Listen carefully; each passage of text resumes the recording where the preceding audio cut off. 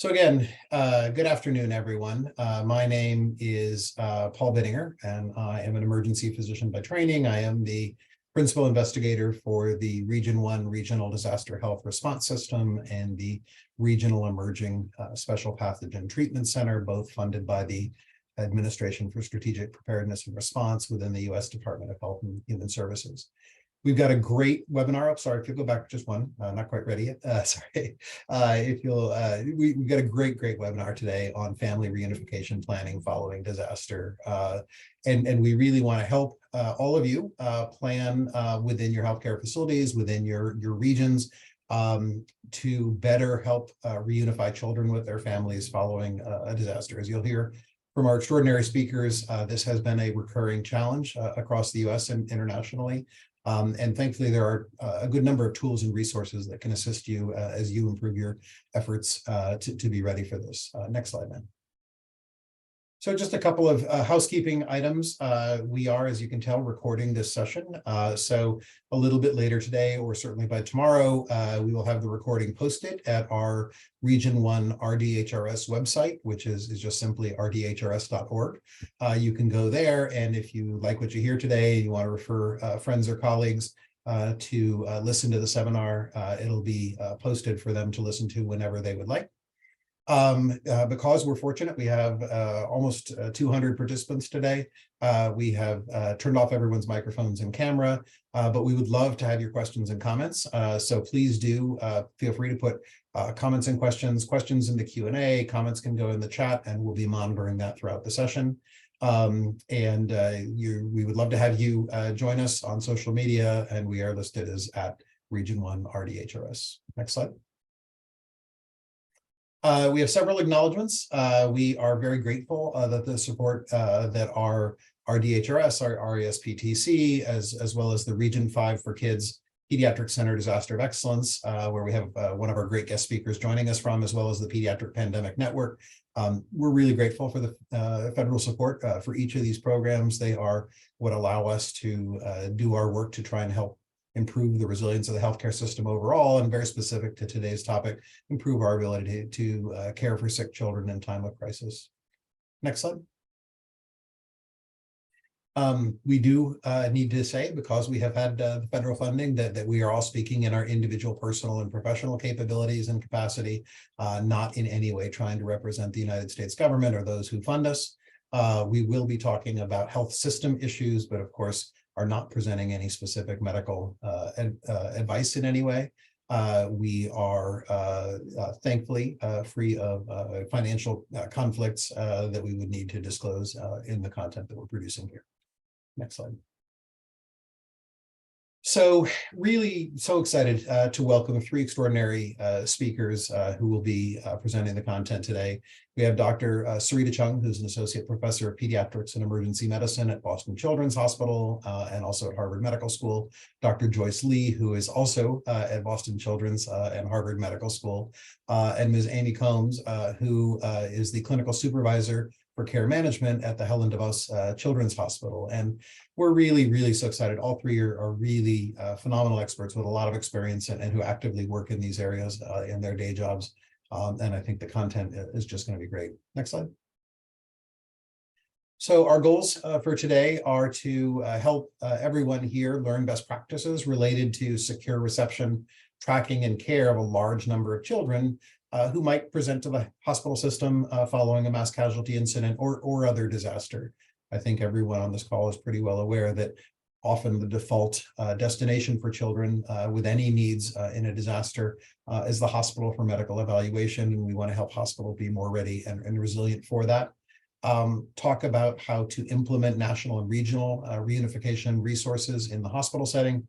And then we want to help folks gain knowledge needed to identify who are the key community partners who might be able to support the hospital efforts to safely reunify children with their families.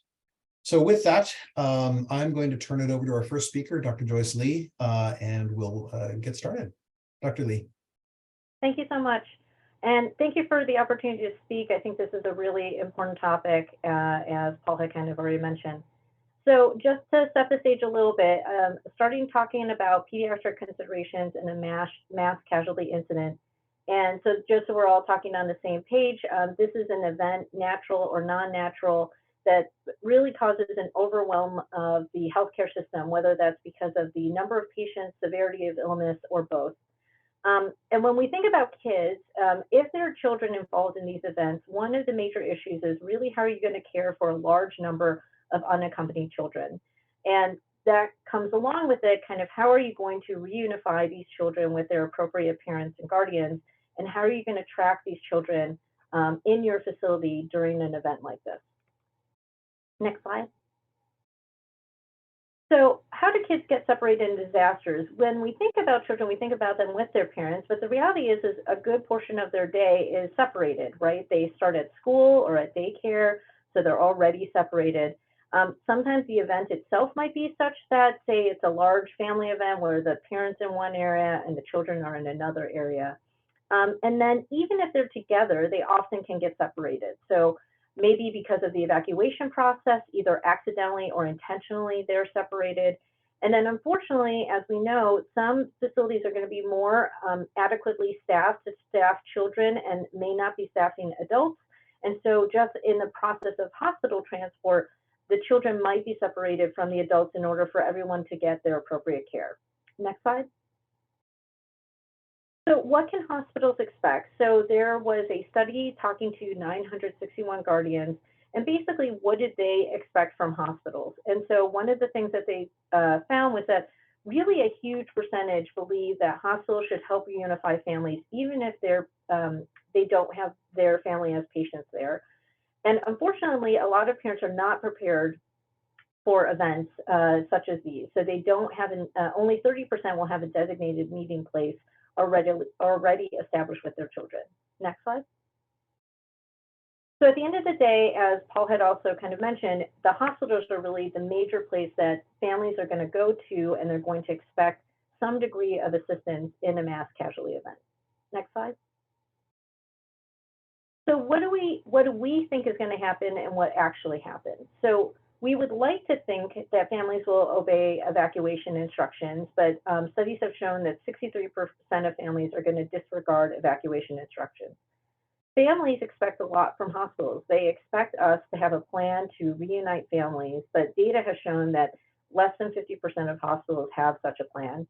And they are going to expect immediate identification and reunification, which unfortunately can be very difficult.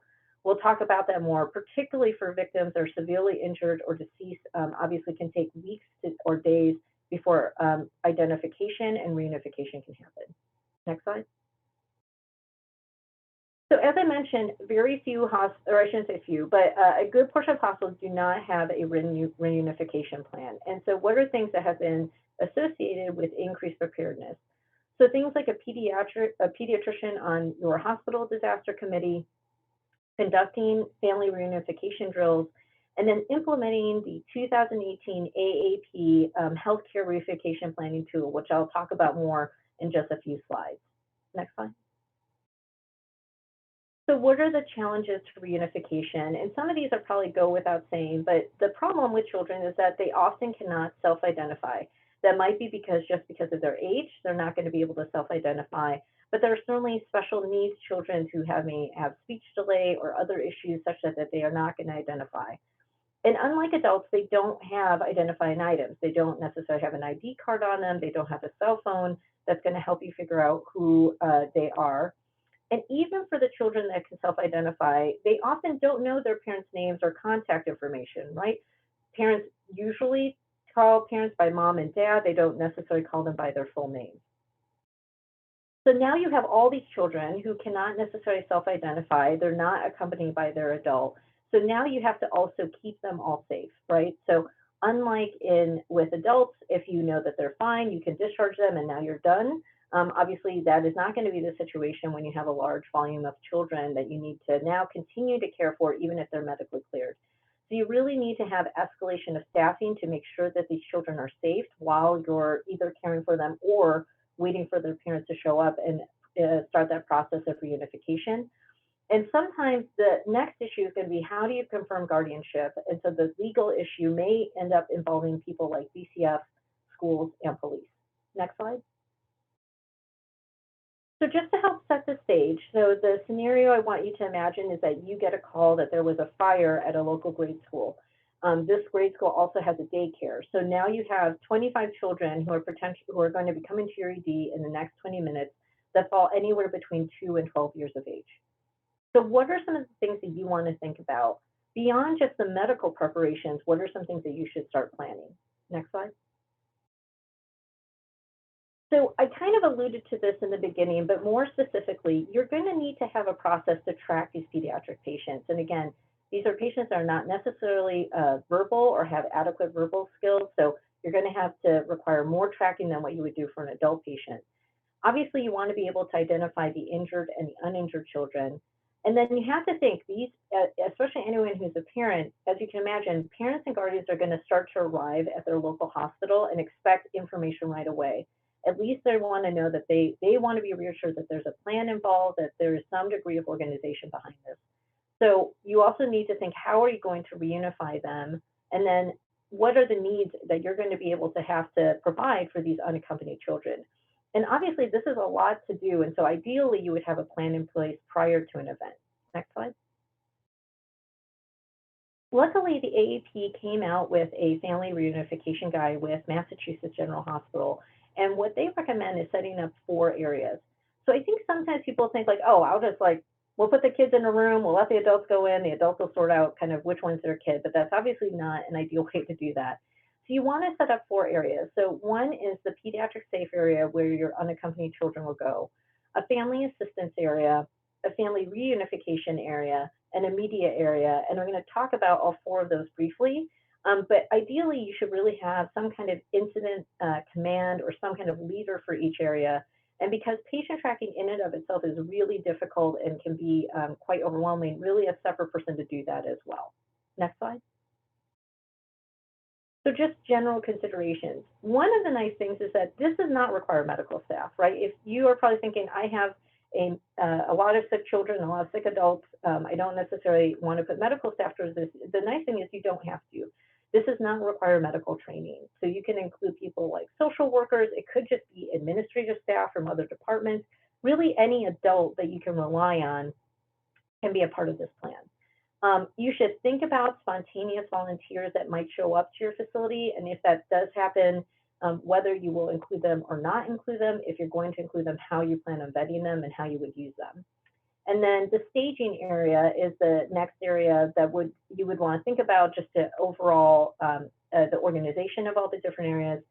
And then missing person form, which I'll talk about more as far as the kind of reunification and identification.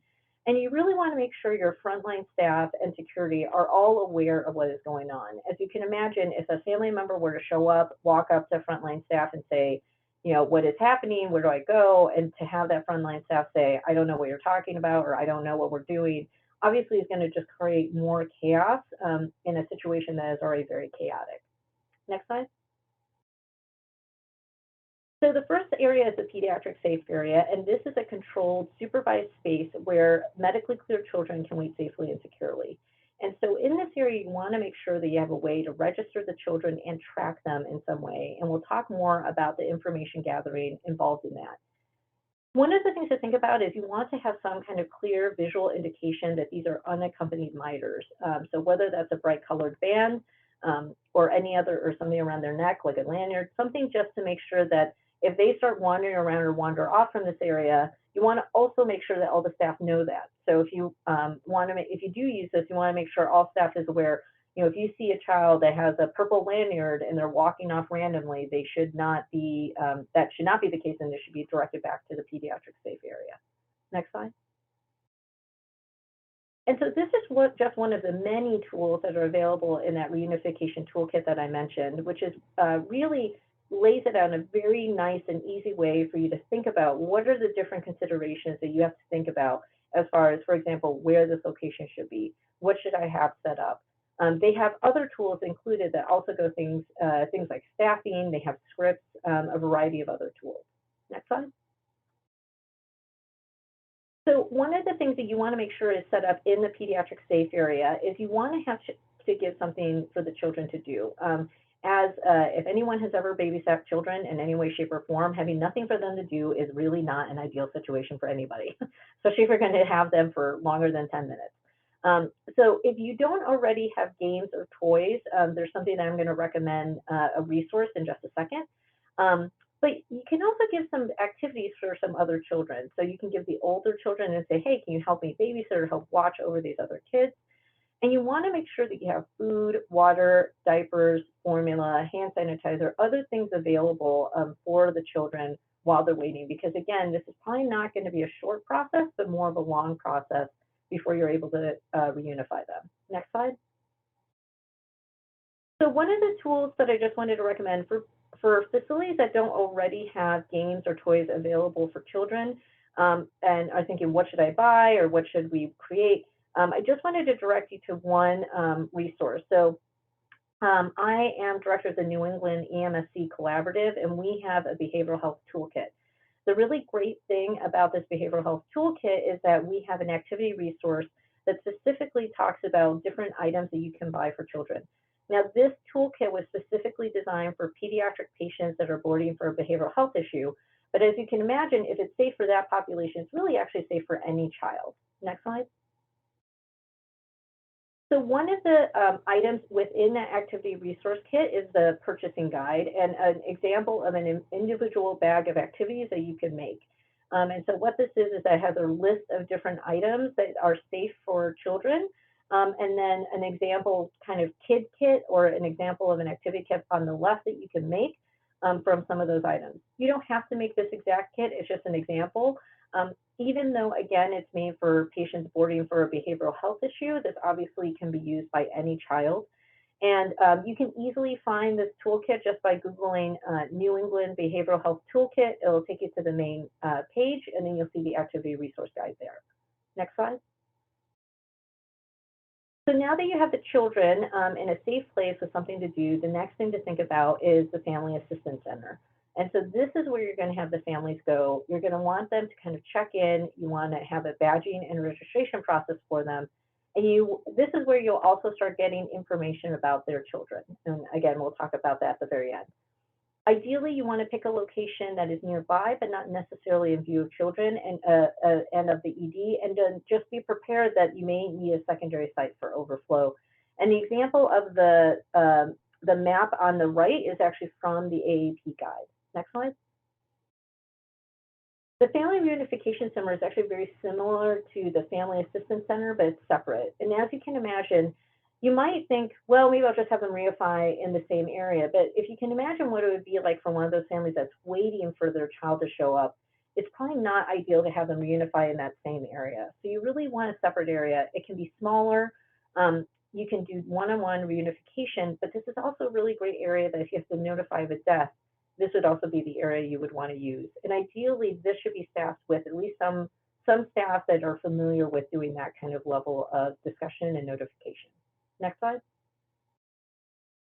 The last area is the media. And as you can imagine, especially in these days, lots of media show up whenever there's a mass casualty event. So this should be a pre-designated area where you actually also make sure that the route to the area does not walk in front of any of these other family or pediatric areas. Again, you want to have a process for designated media briefings, so you want to consider a notification board. You only want to release validated information, so you want to work very closely with your overall incident command and hospital administration about what exactly goes out via the center. Next slide. So let's get to the meat of kind of confirmation of identity and guardianship, which is really one of the major struggles. So again, you would think that this should be a very easy process, but there are a lot of barriers. For example, one study showed that parents misidentify their child in 9.5% in photo searches. So that's 1 out of 10 that incorrectly identify their children just by photography. So ideally, you should have an overall plan set up in place and really involve pediatrics, if that is available at your hospital, legal, social work, case management, local police, DCF, and school. If this process is not already established, because it obviously can take a lot of work, and let's say something were to happen tomorrow, then at the end of the day, you should just default to whatever your unaccompanied minor plan would be if, say, an individual unaccompanied minor were to show up. Next slide. So how do you confirm identity? If there are children that are old enough, they can confirm who they are, confirm who their parents are. Obviously, great. You have those portion of children that are, you can go ahead and start pairing them off. As you're trying to get some of this information, one of the things is you obviously it'd be ideal to get photographs from the adults that are showing up. Ideally, you would ask for photographs of the child with that particular adult alone. It just gets a little bit complicated when you use group pictures, guardianship. Obviously, this isn't a foolproof way to prove guardianship, but at least it's one step in that direction. And then ultimately, you may need to use matching templated answers in order to confirm identity and to match parents with their children. Next slide. So what does that mean? That talks about, so what you're going to talk about is basically obtaining information both from the child and from the adult, and you in their separate areas. So the example on the left is the kind of information you would obtain from the parents. And so you would ask them obviously things like their names, other identification for the child overall, as far as what they were wearing that day, hair color, eye color, where they go to school, name of teachers, pets, etc., things like that. The right side is an example of a vetting form that could be used with a child. Obviously, a staff member, so this is again where you need a lot of staff, is going to help you fill this out. So the staff member would go to the child and basically try to obtain as much of the information on the right as they could. Next slide. So the good news is that parents are willing to share a huge amount of information with the purpose of reunifying with their children, as shown here. So a lot of things about identifying overall physical characteristics, what they wear, other personal information. Next slide. But one of the questions that comes up is, what can parents correctly identify? Again, many people would have assumed you can just use pictures and that they would be able to correctly identify. So a recent study that came out where they basically got parent-child pairs and a researcher trying to figure out which items seem to be more in correlation or tend to be more correct. Some of these may not be super surprising, some may be, but gender was usually correct. Eye color specifically, it was brown versus not brown, was more reliable than just the actual like brown, blue, green, hazel eye color. Race and age was more reliable. In general, what they were wearing was somewhat reliable. In the study, it was statistically significant, but as you can tell, it's not quite as reliable, obviously, as gender and eye color. And then also things such as earrings and necklaces, such as those kinds of things, somewhat reliable as well. Next slide. And what about kids? What are kids able to relate that are correct? So if they have a pet, that was 100% correct. The gender was generally correct, their favorite stuffed animal, names of their siblings. Probably not actually surprising, they didn't always know the name of their parent or guardian. Apparently they care more about their pets than their parents, but actually more just that, we don't call parent, until you get to a certain age, you call your parent mom and dad. You don't necessarily call them, John or Nancy. Their nicknames, their full name. A lot of children actually did not know their specific birth date. And then other kind of personal information like home address.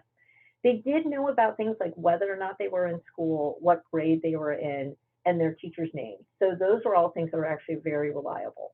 Next slide. So what does this not address? So obviously one of the issues is essentially any child that's not able to verbalize to help you do this form is going to be very difficult.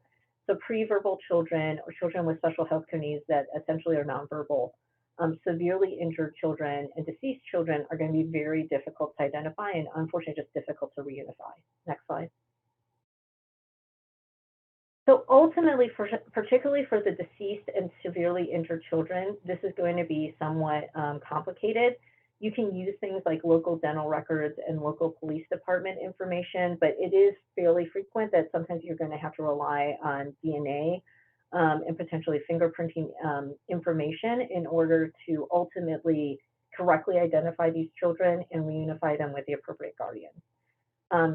So I'm now going to turn this back over to Dr. Chung, and we're going to talk a little bit more, go into a little bit more depth about some of the things I just introduced. Thank you so much.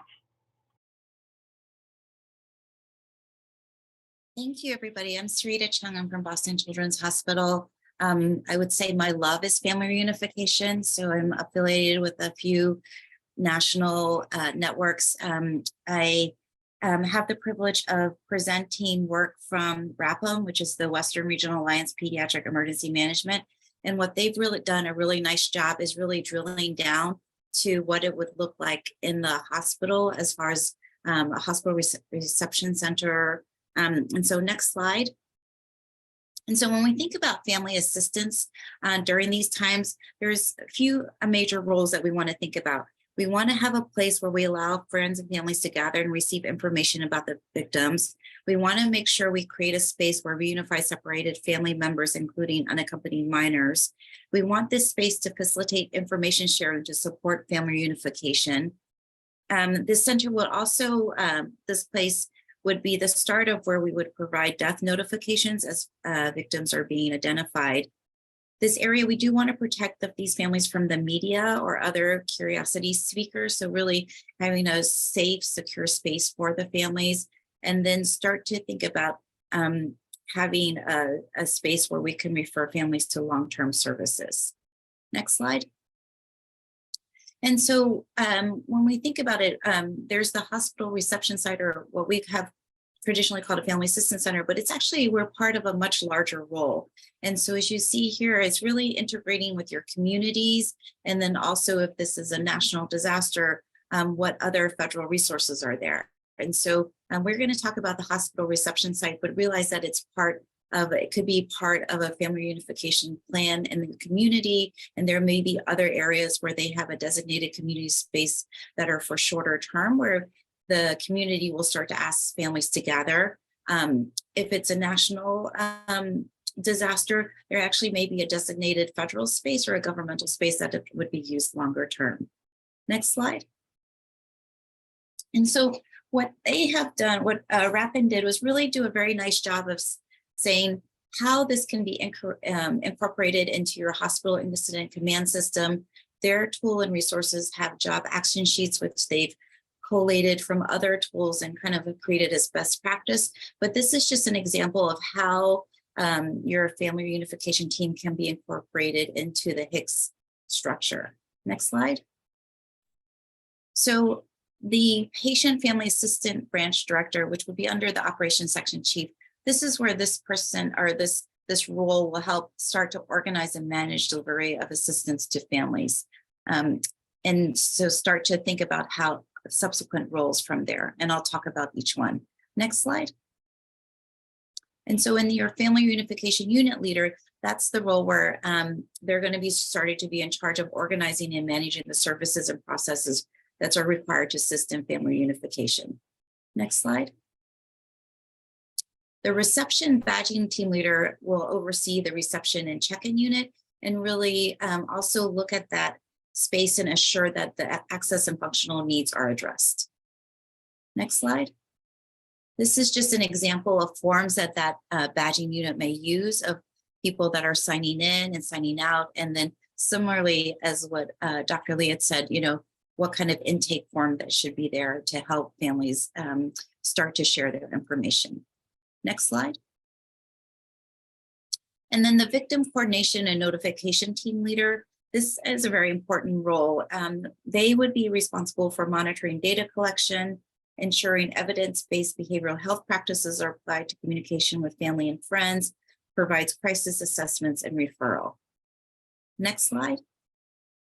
And Dr. Lee has already talked about, but then having a pediatric safe area leader who's responsible for the care of the uninjured, unaccompanied minors. Next slide. And so this is just an example of a family intake workflow that can be used for your facility where there's arrival of friends and family. They're getting directed to such a site in meeting with the badging team, making sure that there's access and functional needs, performing the registration and badging and collecting all the information. Next slide. And in their toolkit, this is a process map to think about a family notification process, whether the victim is in the hospital or not in the hospital, whether or not they're deceased or not. And so I just wanted to share those examples that are within the toolkit of really drilling down into this family reception site or family assistance center in your hospital.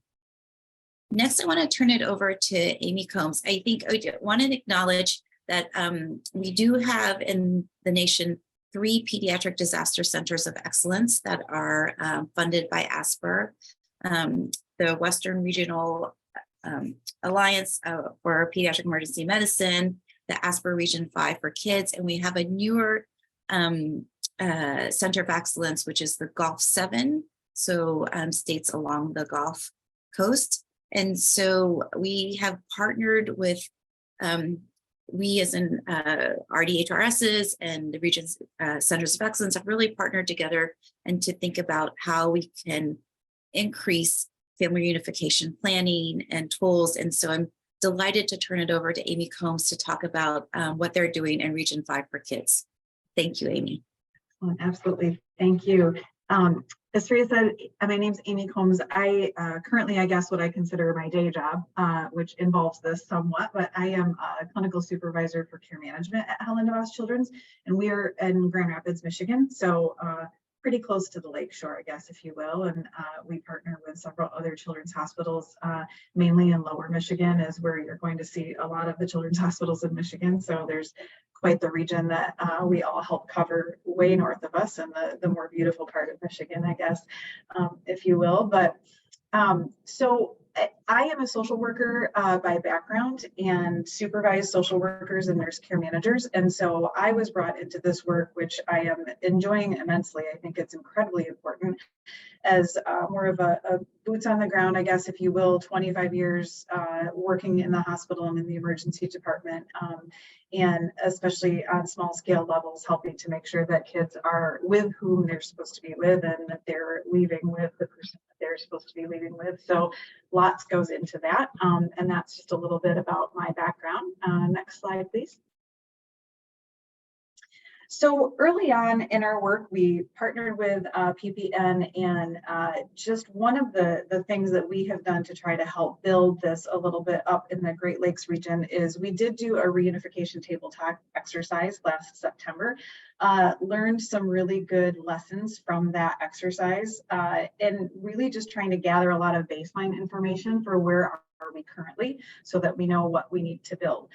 Some of the things that we learned really, at least for Region 5, is I think something that everyone can acknowledge is really all hospitals should have a reunification plan on board, almost not dependent on their size. There's certainly different work that needs to go on at large regional children's hospitals versus the critical access hospitals or smaller community hospitals. I have the privilege of being part of the system, as many do. We're being part of a larger health system. We have quite a few regional hospitals that are covered under Corewell Health, Helen DeVos Children's Hospital as well. So it's been interesting to have good conversations with our regional partners who are within our same system about what this would look like at their hospital, 2 hours away from where we're located in Grand Rapids. So I think some of the other lessons that we learned from this really is that multidisciplinary approach. I think that's part of the reason I was brought into this work is the people that you're going to partner with within your health system. We have to involve all disciplines. I know some of the things that Dr. Lee had gone over and Dr. Chung really are that it doesn't necessarily have to be medical personnel who are doing some of this intake and the tracking. And certainly you're going to want to partner with your social workers within your system and others involved in that process for responding to parent and family concerns when they're there waiting to find out. That takes a whole child life staff are going to be important, especially when if you have access to child life to keep those kids doing what they're supposed to do and focused on what they're supposed to focus on. So those are some of the things that we've learned as part of our planning. You can go to the next slide. So our goal as Region 5 are really to work in a collaborative effort and to develop educational models that can be helpful to children's hospitals in our region and outside of our region if needed, to try to develop their own pediatric reunification plan. We're currently working on developing those modules, and I'll talk about those in just a second, but we are sending out first baseline information surveys to just gather and find out who within the Region 5 has reunification plans in place, what is involved with those reunification plans, who's the driver behind that in your health system. And that, I believe, was going out today or early next week through REDCap. So we're hoping to get some really interesting, good data from that survey to where we can launch further work that we're going to be doing as a collaborative effort. And then we're developing the modules that we want to put in some surveys within the modules to get feedback on what is helpful and what's not. Of course, the danger, we always want to make sure we're not over surveying the hospitals in our region, but I think it's important to get that feedback. Next slide, please. Just to give a little bit of background on the educational modules that we're putting together. Module 1, which we're hoping to launch in May for primary feedback from the leadership team, and then move forward from there to getting this out to others, will involve that registration, intake, and tracking process, how to make a definitive identification when you have an unidentified or unaccompanied pediatric patient in your system. We're looking to make these modules maybe like 10-15 minutes, I believe, at this point, with just time for question and answer. So something that's going to be easy for people to get through to get the information that you need as a launching point.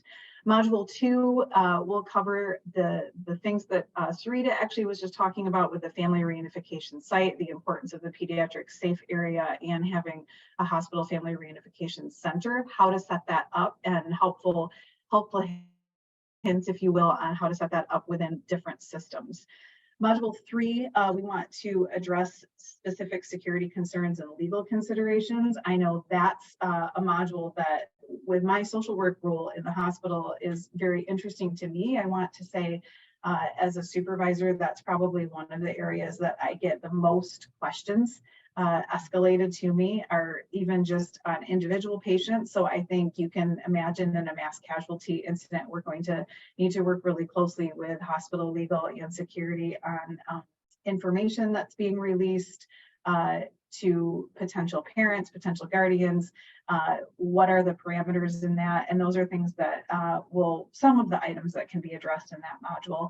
And then module 4, plan activation, and how to do more tabletop exercises or other exercises within your system. Next slide.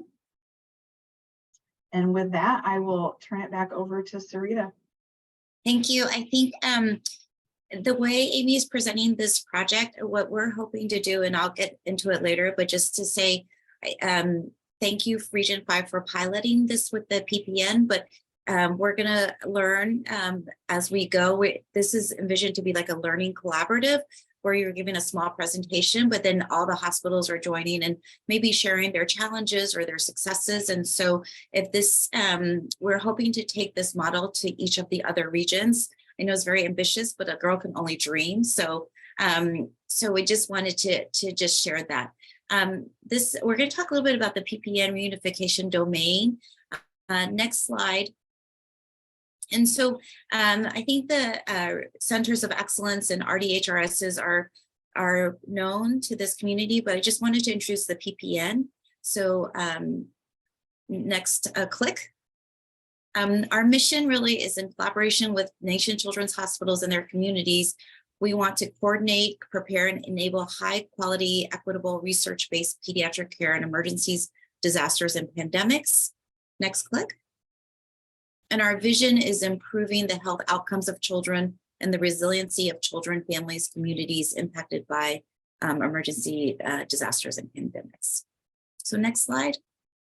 When we think about the reunification domain, when we set out to think about this grant, we wanted to increase the number and the quality of formal hospital family reunification plans, and thought about using QI methodology and developing collaboratives, learning collaboratives that will utilize the AAP hospital reunification toolkit, but there's also other resources. And then our second goal is really to think about community reunification, knowing that hospitals will play a part, but there may be another community aspect, and making sure that the community reunification plan included the needs of children.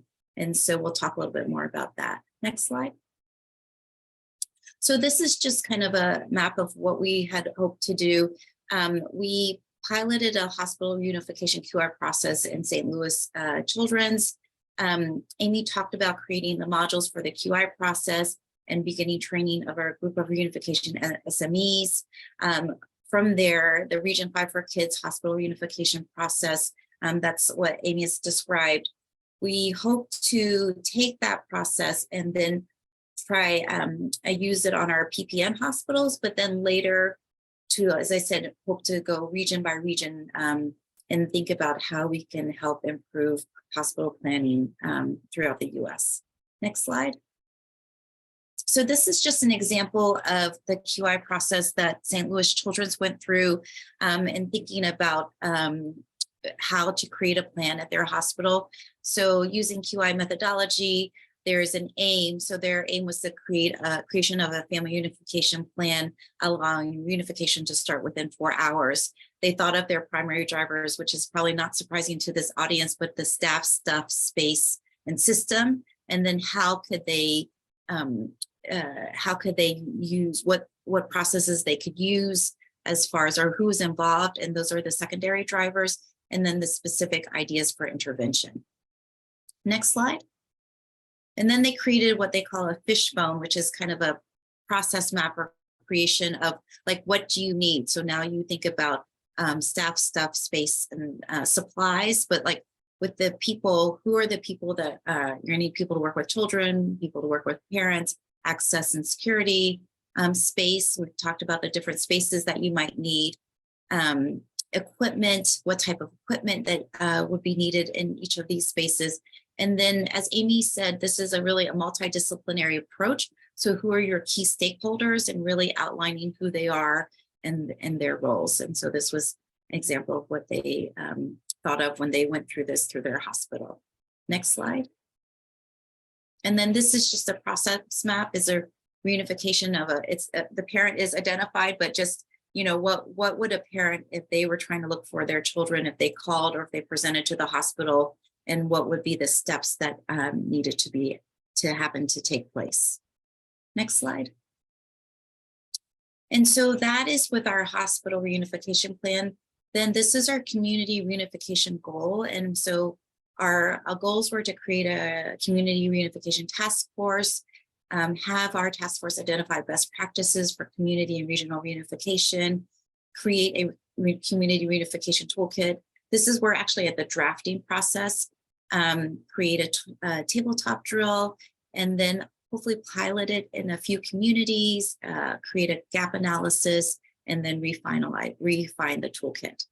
And I said, girls have big dreams, right? So this is what we're hoping to do, and we hope to accomplish that. With that, next slide.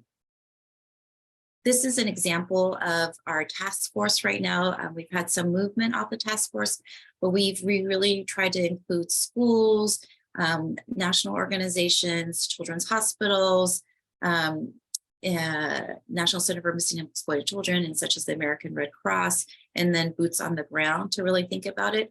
What we found is there really are a lot of community reunification plans out there. And so we've somewhat restructured our thinking, and maybe our thoughts are how to include pediatric oriented information into those plans or pediatric considerations. And so really it's been a, I would say, evolving process of like what would make the most sense for communities. Next slide. And so these are just resources on how to get started. There was a webinar that was created with the Michigan Healthcare Coalitions on Introduction to Reunification that was hosted by the EMSC, Emergency Medical Services for Children Innovation Improvement Center. The AAP Reunification Toolkit is listed there. There is a EIC Pediatric Disaster Preparedness Checklist. That's a checklist for all hospitals to consider what they need for disaster preparedness, and it has a reunification module. Amy talked about the tabletop drills. There was a virtual tabletop drill for family reunification that was followed then later by the PPN reunification drill that was in person. Both slides are on the EMSC website. so that you can download, tailor those slides. There's also interesting videos. We have a video of an angry parent, and we also have videos of children maybe not sharing as much information as you would like. And then we have the RAPM website for you to access the hospital family reception center. Next slide. I'm going to turn it over to Dr. Bittinger for the Q&A. Thank you so much to all three of you. Really, as expected, was just fantastic amounts of content and just so helpful in so many different ways. We have a lot of questions and comments, so we're going to try and dive into them. But Dr. Chung, before we get to the submitted questions, is it fair to say, I wanted to build on the last slide that you were showing about the complexity of this, that really, every healthcare institution, I think Amy said this as well, but every hospital has to have a reunification for the children that will present to their hospital, no matter what size they are. We've seen this for mass casualty incidents. Patients will just go to the closest hospital, whether you're a trauma center or not. And I think if there's an event with children who are unaccompanied, that those children will very likely end up in the hospital, no matter what kind of hospital, pediatric or not. But then there's a responsibility for hospitals to have a plan, and they just have to do that. But then figuring out what else exists in the community is a little more complex, and I think you're working a lot on those resources. But is that a fair sort of summary, that there are at least two stages of this, or do you want to add anything to that? Yeah, no, totally agree. I think what we found, especially as you mentioned, the mass casualty events that occurred across the nation, the school events, it can happen in your community. And so all hospitals have to be prepared. Not all hospitals are prepared. There is a Joint Commission requirement that you have a family reunification plan, but I don't think that's enforced. I think that's one of the things they would like you to have. But I think it's very important. I think families expect it, as Joyce had said, they expect us to already have this plan. I think in the communities, your hospitals are part of healthcare coalitions, and healthcare coalitions in their communities need to think about how this all interconnects, right? And so maybe the healthcare coalitions or the communities will say, we don't actually want families to go to the hospitals because we think, and so how quickly can that community set up a center so that's taken off the hospitals? That's something that hospitals will have to work with their communities to see what the expectations are. Yeah, no, perfect. And just to be clear, I certainly am not trying to imply that children always should go to the hospital, or that the reunification site should be set up at the hospital. But I think the natural sort of epidemiology of what happens is that unaccompanied children most often just get brought to hospitals, and therefore we have to be ready. Right, 100%. Yes. I'm sorry. Let me dive into the questions. There's so many. Maybe I'll start with Dr. Lee, but I think many of you may have some comments on several of these. The one question was submitted is do you verify custody when you're looking at identity of the adult and children, or how do you approach this question of whether the adult actually has legal custody of the child? Yeah, so I mean, ideally, that is part of why you want to set this up ahead of time. So ideally, yes, you want to be able to verify custody, either if they have paperwork, because it's a situation where there's already like a custody legal agreement. Ideally, those parents would show that. This is where you want to incorporate schools when you're doing this planning, DCS, legal, and police, because you want to have that discussion about verifying custody. Schools really should have that information of, at the very least, who is their guardian, who is their parent, and who is allowed to pick up this child from school, right? So if they have that list, and as you had alluded to, usually it's going to be the schools that are closest to you. A school, in another state is probably not going to be sending their children to you. So ideally, if you can get that information, that would be ideal. But that's why it's so important to have these discussions on the front end, because there are certainly going to be times when they're not coming from a school. They may be coming from a random event. The parents don't necessarily have that type of paperwork. And so your individual hospital has to kind of weigh those balances of, for those patients that we can't verify custody, do we feel comfortable that matching their answers is enough? Or is this something where we want to make sure that police and DCF are involved in reviewing these pairings, and that we want them to verify, like, yes, this is appropriate for this child. There's obviously pluses and minuses to doing that. But as I said, the real ideal is to try to get schools involved as a part of your plan, because they certainly should have that, not only have that information, but have it up to date. Perfect, perfect. Maybe Amy, I'll start with you on this one. There's a very thoughtful question about how to address gender as one of the key identifiers. But if children self-identify as trans or non-binary, and the parents may not approve or even necessarily know of the identity that the children is that the child, excuse me, is expressing, how do you address these differences in the way that people might be trying to identify gender when approaching unification? No, that's a great question. I think that needs to be addressed on a specific individual basis. I think that's one of the reasons it's very important to get more than just one identifier. Certainly that's going to be the key, because our goal with this is to make sure that this child is reunified with the appropriate caregiver, family member, parent, guardian. So if we sense that there's a disparity between what the child is identifying and what the parent might be identifying, I think then that's when we really look to all of the other factors that are in play. And certainly you want to appropriately honor that child's confidentiality if they identify as a different gender than the parent is identifying them as, and maybe that discussion hasn't taken place. But it's really important in that regard, I think, to just keep our eyes on the goal of we may not be able to work through that specifically during this hospital stay. And that's, again, working with multidisciplinary teams, because you may have one discipline in the hospital that can easily work on the identification. And if we've figured out that there's a disparity here, then that may be the time to just bring in a social worker or higher level case manager if needed. Yeah, great, thank you. There's a question about whether a family assistance center could be set up by a company, an organization, even a hospital, rather than the government. And maybe, Sarit, I'll just ask you, I think there are lots of ways it can be set up, but I think they should be set up sort of with joint planning, if I can sort of paraphrase something you said previously, which is, anything that's being set up for the community should be done with the public health and other leaders in the community. Is that correct? Or is there anything else you want to add to that? No, I agree. I think it's any kind of plan should be done with the local emergency managers, with their associate partners. And so I don't necessarily, it may not be run by the government, but the coordination may need to be performed by emergency management, and making sure that the roles are filled.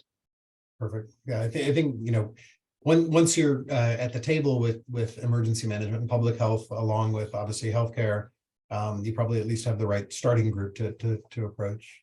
Amy, I'll come back to you. There's a question about whether hospitals either in your region or just that broadly include chaplains in the reunification process. I know that, well, they should be, I guess, in part of the reunification process. I think most do when we talk about multidisciplinary in a lot of the plans that I have seen, or the planning that I have seen, they are, I don't want to say lumped in, but listed in with a lot of the other ancillary staff. I know chaplains or spiritual care definitely is part of our planning process at Helen DeVos Children's, because they work really closely with child life and social work on small scale needs like that. So I think, that goes into where you're pulling in available staff who are qualified to help with this process, because especially if it's a mass incident, you're going to need every available person. So I think it would be appropriate, absolutely, to include them in planning. Awesome. There's a great question about what we mean in this webinar when we say region by region, and I confess that I think everyone means something different. I think when they say regions, we sometimes use lowercase r regions, meaning smaller sub-state geographic groups. Sometimes they're just sort of informal regions, and then what we sometimes describe as capital R regions, either as the HHS regions 1 through 10 or the FEMA regions. And so I apologize that there is there's so many different ways in which we use these words. I see Helen Miller's commenting from Region 10, and there are, unfortunately, as far as I'm aware, and I hope I don't get this wrong, that we don't have a PED Center of Excellence or an RDHRS in Region 10 specifically, but I think each of us is quite open to outreach for sure, and whether it's the Western region, the RAPM, or maybe if I may offer you up, I think that the PED Centers of Excellence are very eager to receive outreach just to see what we can share in the other regions. Is it fair if I say that, either Amy for Region 5 for kids, or maybe Sarita from the Pediatric Pandemic Network? Absolutely. Feel free to reach out. I think when I had mentioned regions, it was more like the FEMA or the HHS regions, but definitely the RAPM group may be closer to you. So, but I'm happy to share that contact information. Awesome. And we will, with the slides, when they're posted again, both the slides and the recording of this webinar will be posted at rdhrs.org shortly after today's sessions. And you'll have links to be able to reach out to each of our organizations if we can be helpful to you. Let me just try and to get through the rest of the questions. There's so many. It's really appreciated. There are two questions on what is captured on a missing person form that you all know, and I think again it depends on whether that's coming from law enforcement or coming through planned hospital reunification programs. But does any one of you want to talk just one more time about some of the demographic and other unique identifiers we try and collect? Yeah, I can talk about it a little bit more. So the study I'd referenced, which the reference is in the PowerPoint, but that is probably the information I would focus on, both from the child and from the parent, as far as what to include on the vetting form. Just so you know, that study came out in 2022, so it might be slightly different than the vetting forms in the AAP reunification guide. But really, it's again, with the exception of kind of the gender, which would be kind of individual basis, and I think would just need appropriate, the interviewer or whoever's giving the instructions would just have to be careful about how they're phrasing that question. But things like gender, age, certain physical characteristics, certain clothing characteristics, and then for the children, things about like school, their siblings, what their household is like, meaning like, do they have a pet, things like that, are the information points that you would probably want to focus on. You certainly could collect more. There's no harm in that, as long as the people who are doing the vetting are aware that some of those other points are more likely to be incorrect. So so I would probably say more to focus on the ones that we know tend to be correct, so that you don't have a bunch of other information that's going to make it confusing. But you know, at the end of the day, I think just trying to get at least basic demographics about the child, physical appearance, and then about their schooling often will be kind of the biggest things that are going to be helpful. Awesome. Well, we have run out of time. We've hit the hour. I really want to thank you, Joyce, Sarita, Amy. Just such a pleasure. The work that you and your groups are doing is just amazing. Thank you to all of our attendees. Please do forward this link from our website, rdhrs.org, to anyone that you think would like to see it. We'll post the slides shortly. Thank you for attending. We have more webinars coming up, and look forward to connecting with you all again in the future. Thanks so much. Bye-bye. Great. Thank you so much. Have a good day, everyone. Thank you, everybody.